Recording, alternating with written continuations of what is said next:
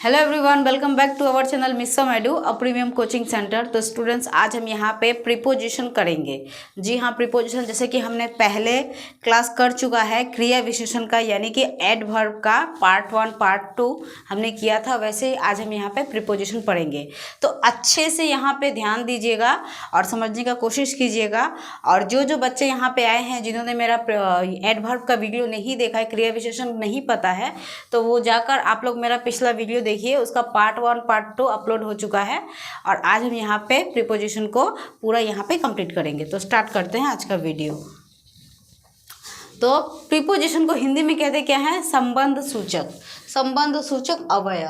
क्योंकि यहाँ पे अव्यय अभिकारी शब्द के बारे में हम लोग पूरा पढ़ रहे हैं। देखिए, ये जो पहले क्रिया विशेषण आता है, यानी कि एडवर्ब आता है, एडवर्ब, उसके बाद ये जो संबंध सूचक अव्यय है, मैं इंग्लिश में इसलिए दे देती हूँ ताकि आप लोगों को क्लियर हो जाए, वरना किसी किसी को हिंदी के स्टूडेंट जो आते हैं, हिंदी मीडियम वाले, उन लोगों को भी ठीक से पता नहीं होता।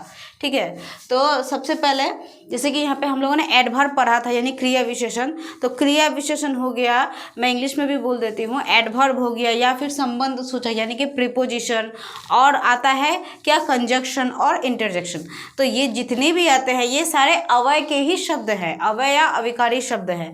तो इन्हीं का जो जितना होता है, नाउन, प्रोनाउन, ठीक है, ये सारे जितने भी 8 जितने भी आते हैं, जितने भी नाउन्स आते हैं, ये सारे अव्यय अभिकारी शब्द के ही बने होते हैं। ठीक है, तो आप लोग सबसे पहले अव्यय अभिकारी शब्द क्या होता है अगर नहीं पता है तो जाकर वो देखिए, मैंने उसके ऊपर भी वीडियो डाला हुआ है। तो और एडवर्ब जो है वो भी मैंने डाला है, तो आप लोग उसको भी जाकर देखिएगा। तो इसको समझते हैं। ठीक है, तो थोड़ा ध्यान दीजिएगा कि प्रीपोजिशन को हम लोग क्या कहते हैं? संबंध सूचक अव्यय, यानी कि संबंध सूचक बोलते हैं। ठीक है, अब बात यह जाती है कि अगर बोर्ड एग्जाम में मान लीजिए क्वेश्चन आ जाए कि संबंध सूचक से आप क्या समझते हैं, और संबंध सूचक और क्रिया विशेषण में क्या फर्क है या क्या अंतर है। ठीक है, तो पहले आप लोग क्रिया विशेषण को अच्छे से पढ़ चुके होंगे, मुझे जहाँ तक लगता है आप लोगों ने पढ़ा होगा, प्रैक्टिस किया होगा। तो वो अगर डिफरेंस आ जाए तो आप लोग वो लिख सकते हैं। अगर 5 मार्क्स का आ जाए या 10 मार्क्स का आ जाए, अगर 10 मार्क्स का तो देते नहीं है, बहुत कम देते हैं, लेकिन अगर 10 मार्क्स का दे दे तो 10 मार्क्स का अगर देगा तो इसमें भी इसके प्रयोग की परिभाषा, उदाहरण कितने प्रकार के हैं, ये सारे देते हैं। ठीक है, लेकिन अगर मान लीजिए डिफरेंस ना देकर सिर्फ संबंध सूचक के बारे में क्वेश्चन पूछ ले कि संबंध सूचक कितने प्रकार के होते हैं और संबंध सूचक से आप क्या समझते हैं। ठीक है, तो इसका जो मैंने दिया हुआ है, तो देखिए ये सारा आंसर सिर्फ मैंने समझने के लिए दिया हुआ है, इसका आंसर इतना तक ही होगा, और ये मतलब इतना तक होगा, और ये उसके सारे उदाहरण हैं। तो आप लोग ये जितने भी मैंने उदाहरण दिए हैं, वैसे उदाहरण आप लोग खुद से अगर समझ जाएंगे तो आप लोग उदाहरण लिख सकते हैं। तो आप लोग पॉइंट दे देकर उदाहरण लिखिएगा। ठीक है, और उसके बाद संबंध सूचक के भेद लिखिएगा। ठीक है, ये मैंने समझने के लिए दिया हुआ है। और अगर 5 मार्क्स का दे दे तो ये तो इतना दूर ही आता है, लेकिन इसको और अच्छे से लिखने के लिए उदाहरण देने के बाद भी आप इसको और अच्छे से लिख सकते हैं उदाहरण दे देकर। जैसे कि ये यहाँ तक आ जाता है, उसके बाद फिर हम यहाँ से प्रयोग करते हैं कि प्रयोग, अर्थ एवं व्युत्पत्ति के अनुसार, संबंध सूचक, ऐसे करके ये पूरा इतना दूर तक आता है। तो इतना आप लोग 5 मार्क्स का लिखेंगे तो हो जाएगा। ठीक है, तो सबसे पहले हम इसको समझते हैं कि ये क्या है, संबंध सूचक क्या है। तो देखिए, संज्ञा या संज्ञा के समान प्रयोग में आने वाले, ठीक है, संज्ञा या संज्ञा के समान प्रयोग में आने वाले, ये ब्रैकेट में दिया हुआ है सारा, जो कि हम इसको कर चुके हैं, क्रिया विशेषण और क्रिया विशेषण। तो पहले हम लोगों ने सर्वनाम पर संज्ञा पढ़ा था, सर्वनाम पढ़ा था, क्रिया पढ़ा था, विशेषण और क्रिया विशेषण, ये सब हम लोग पढ़ चुके हैं। जिनको नहीं पता है वो जाकर पढ़िए, मेरा वीडियो देखिए। ठीक है, तो ये सारे हम लोग पढ़ चुके हैं। तो यहाँ पे ये बताया जा रहा है कि संज्ञा या संज्ञा के समान के प्रयोग में आने वाले, मतलब ये सारे आते हैं। ठीक है, तो इन सबके प्रयोग में आने वाले शब्दों के साथ जो अव्यय संबंध, मतलब जो शब्द, ठीक है, अव्यय यानी कि शब्द ही होता है। ठीक है, तो जो संबंध सूचित करने के लिए आते हैं उन्हें संबंध सूचक कहा जाता है। तो संबंध का मतलब तो आप समझ जाते हैं, संबंध का अर्थ होता है जोड़ना। ठीक है, तो इसके समान, संज्ञा के समान, संज्ञा कोई नाम होता है, ठीक है, नाम को ही हम लोग संज्ञा बोलते हैं। तो संज्ञा के हिसाब से जितने भी सारे शब्द आते हैं जो कि सर्वनाम में आए, क्रिया विशेषण में आए और विशेषण में, मतलब ये क्या है कि संबंध सूचक आने से पहले जितने भी आते हैं, जितने भी व्याकरण आते हैं, ये उन सब को संबंध सूचक करता है, ठीक है, मतलब उनके साथ ये बंध कर ही आते हैं, ठीक है। तो ये सात जो अवयव संबंध सूचित करने के लिए आते हैं, मतलब इन सब को मिलाने के बाद जो ये दिखाता है उन सब शब्दों को ही संबंध सूचक शब्द दिखाता है, ठीक है।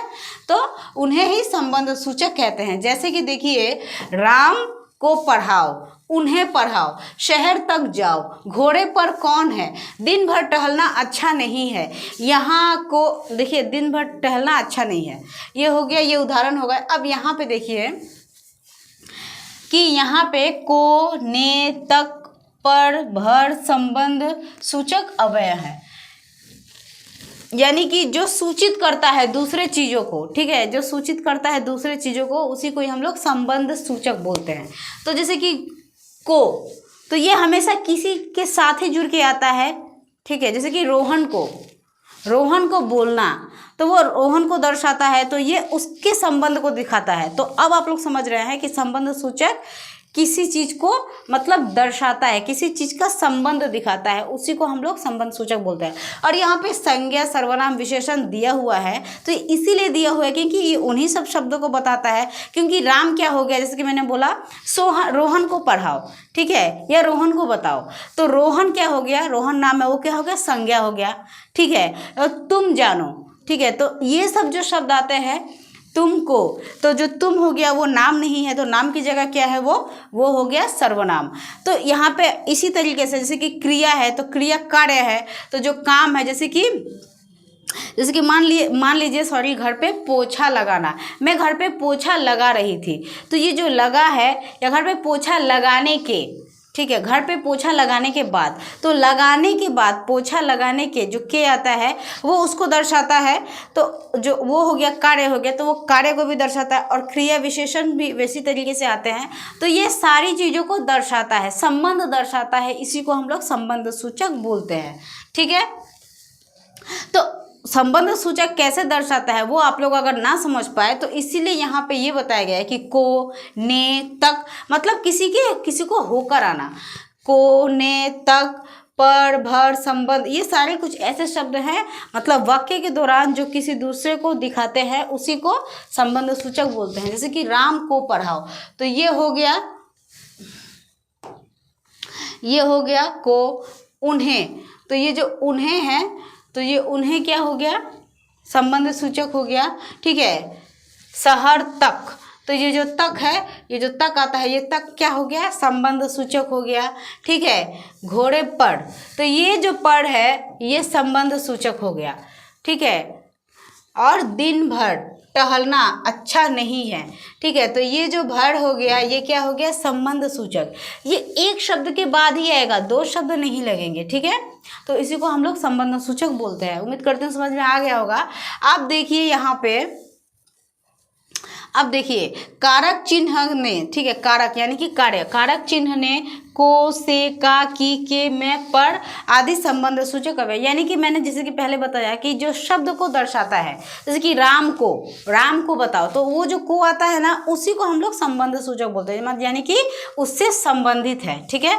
चाहे अगर वहाँ पे राम आ गया तो संज्ञा है, कोई कार्य आ गया तो क्रिया है, ठीक है, और नाम और कार्य की जगह कुछ दूसरा आ गया, जैसे कि वो जगह, ठीक है, उस जगह पर, तो ये जो आ गया ये क्या हो गया, ये सर्वनाम हो गया। तो इसी जब चीज़ों को जो बताता है उसी को हम लोग संबंध सूचक बोलते हैं, ठीक है।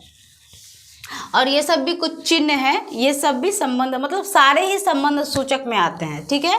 और प्रयोग अर्थ एवं व्युत्पत्ति के अनुसार संबंध सूचक के भेद पंडित कामता प्रसाद गुरु के अनुसार नीचे दिए गए हैं। यानी कि देखिए, अगर आपसे ये भी क्वेश्चन पूछ सकते हैं कि संबंध सूचक, ठीक है, संबंध सूचक किस महात्मा को या किस महाशय ने लिखा है, ठीक है, या किस महान व्यक्ति ने लिखा है, तो वो कामता प्रसाद गुरु के अनुसार नीचे, यानी कि ये जितने भी हम पढ़ते हैं ये कामता प्रसाद के अनुसार ही दिए गए हैं, ठीक है। तो देखिए संबंध सूचक के अनुसार इसके 3 भेद हैं। संबंध सूचक के अनुसार कितने भेद है? 3 भेद है। संबंध सूचक के 3 भेद है। मैं यहाँ पे लिख देती हूँ, ठीक है। संबंध सूचक के 3 भेद है, थोड़ा ध्यान दीजिएगा। 3 भेद हैं। क्या क्या है? एक है प्रयोग, एक है अर्थ और दूसरा है व्युत्पत्ति। तो ये 3 भेद के अपने अपने उदाहरण हैं, इनको भी अपने अपने भागों में बांटा जाता है। तो संबंध सूचक के तो 3 भेद हो गए, प्रयोग, अर्थ और व्युत्पत्ति, ठीक है। तो वैसे ही अब हम ये जो प्रयोग है, तो प्रयोग के भी अपने उदाहरण हैं, अपने भेद है। तो हम सबसे पहले प्रयोग को पकड़ते हैं, ठीक है। तो ये सब भी हम लोग पकड़ेंगे। तो प्रयोग के अनुसार संबंध सूचक के 2 प्रकार, यानी कि प्रयोग के हिसाब से प्रयोग के इसके 2 उदाहरण आते हैं। एक है संबंध और एक है अनुबंध। तो इसको भी हम लोग देख लेते हैं, ठीक है। तो देखिए प्रयोग के हिसाब से इसके जो 2 भेद आए हैं, 2 प्रकार, एक संबंध, एक ये संबंध और एक अनुबंध, यानी कि सबंध और अनुबंध। तो सबंध संबंध सूचक, ठीक है। तो ये संज्ञाओं की विभक्तियों के पीछे आते हैं, ठीक है। जैसे कि पुस्तक के बिना, पूजा से पहले, तो ये सब जो आते हैं ना, ये सब, ये बिना, ठीक है, पूजा से पहले, ये सब जो आते हैं, मनुष्य की नाई, तो ये सब क्या है? ये पीछे आता है, विभक्ति के पीछे, यानी कि जो मेन कार्य होता है वो कार्य के पीछे आते हैं, ठीक है। तो उसी को हम लोग सबंध सूचक बोलते हैं, ठीक है, प्रयोग के हिसाब से। और अनुबंध देख लेते हैं। तो अनुबंध देखिए संज्ञा के विकृत रूप के बाद आते हैं, मतलब विकृत, यानी कि अनुबंध जो होता है वो जो विकृत रूप है, यानी कि उसको बदलने के बाद या उसका विकार होने के बाद ही ये अनुबंध शब्द आते हैं, ठीक है। जैसे कि देखिए सखियों रहित, ठीक है, थाली भर, तो ये जो है सखियों, ये विकार है क्योंकि यहाँ पे एक नहीं है। थाली भर, ठीक है, थाली भर। पुत्रो, थाली, तो थाली जो है वो थाली बड़ा होता है, तो थाली भर, तो ये जो हो गया, यही क्या हो गया? अनुबंध शब्द हो गया। पुत्रों समेत, यहाँ पे एक चीज़ आप लोग देखिए, यहाँ पे एक चीज़ आप लोगों को सामान्य मिलेगा कि ये बहुवचनों को ही दर्शाता है, क्योंकि यहाँ पे सखियों, सखी नहीं है सखियों, तो ये बहुवचन है, मतलब एक नहीं है, बहुत सारे हैं, यानी कि विकार है, ठीक है, विकृत। और थाली भर, तो ये जो हो गया थाली, थाली में एक चीज़ तो रहता नहीं है। थाली क्या होता है? जो हम लोग थाली खाते हैं, ठीक है, यानी कि खाना खाते हैं, तो जो थाल होती है उसमें एक चीज़ नहीं रहती है, बहुत सारी चीज़ें रहती हैं। और पुत्र नहीं दिया है, पुत्रों समेत दिया है, ठीक है। और वैसे किनारे तक, तो कुछ इस प्रकार के आते हैं। अब हम लोगों ने ये पढ़ा, ये तो हो गया। अब अर्थ देखिए, अर्थ का अपना कोई ये नहीं है, अर्थ के सीधे 13 भेद आते हैं, 13 भेद, ठीक है। तो अगर कोई क्वेश्चन आ जाए कि संबंध सूचक के अनुसार, ठीक है, अर्थ के कितने भेद है, तो अर्थ के 13 भेद है। और क्या क्या है वो हम लोग देख लेते हैं। तो देखिए यहाँ पे अर्थ के अनुसार संबंध सूचक अवयव के उदाहरण नीचे दिए गए हैं। तो सबसे पहला आता है कालवाचक, उसके बाद स्थानवाचक, दिशावाचक और साधनवाचक। तो सबसे पहले हम लोग कालवाचक देख लेते हैं। तो देखिए कालवाचक में कुछ नहीं होता, यहाँ पे सिर्फ शब्द है, आप लोगों को बस यहाँ पे शब्द है, आप लोगों को बस शब्द ही देखना है, ठीक है। तो कालवाचक के हिसाब से आगे, पीछे, नीचे, सामने, आसपास, निकट, कुछ इस तरीके के शब्द है, आप लोग पढ़ लीजिएगा, ठीक है, क्योंकि ये अर्थ के अनुसार आते हैं। और स्थानवाचक में देखिए ये स्थान को दर्शाता है, और ये अर्थ है, मतलब ये काल को दर्शाता है, ठीक है, मतलब समय को दर्शाता है कि आगे, पीछे, नीचे, समय, सामने, ठीक है। और ये स्थानवाचक तो किसी स्थान को दर्शाता होगा, तो आगे, पीछे, नीचे, तले, ठीक है, सामने, पास, निकट, समीप, नज़दीक, इस तरीके से दर्शाता है। अब दिशावाचक, तो ये तो समझ गए किसी दिशा यानी कि जो 4 दिशा है वो दिशा, मतलब सामने भी कोई है तो उसको भी, जैसे कि दिशावाचक में आसपास, तो आसपास की किसी जगह पर, किसी दिशा पर, ठीक है। प्रति, तो प्रति दिशा में, हर जगह, ठीक है। ओर, उस ओर, वो भी एक दिशा हो गई। तरफ, तो मेरी तरफ या उसकी तरफ, तो वो एक दिशा हो गई।